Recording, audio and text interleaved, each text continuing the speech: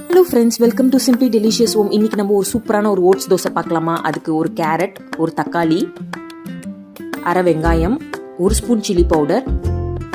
நான் இன்னைக்கு பார்த்தீங்கன்னா ஒரு 20 மினிட்ஸ் ஓட்ஸ் ஊற வச்சிருக்கேன். எல்லாத்தையும் போட்டு அரைச்சிக்கோங்க.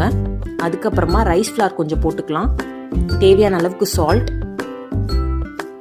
தோசை இந்த கன்சிஸ்டன்சி இருக்கணும். சூப்பரான தோசையும் ரெடி ஆயிடுச்சு ஃப்ரெண்ட்ஸ். அதுக்குள்ளே நம்ம சட்னியும் ரெடி பண்ணிக்கலாம். சில்லி பவுடர், கார்லிக், சுடு தண்ணி கொஞ்சம் போட்டு 5 மினிட்ஸ் ஊறட்டும். நான் இன்னைக்கு 5 தக்காளி எடுத்திருக்கேன். தேவையான அளவுக்கு சால்ட், சுகர் எல்லாத்தையும் போட்டு அரைச்சிக்கலாம். நல்லெண்ணெய் கொஞ்சம் போட்டதுக்கு அப்புறமா கடுகு,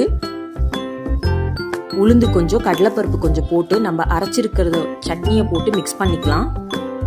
நம்மளோட சூப்பரான சட்னி ரெடி ஆயிடுச்சு ஃப்ரெண்ட்ஸ். இது வேற லெவல்ல இருக்கும்.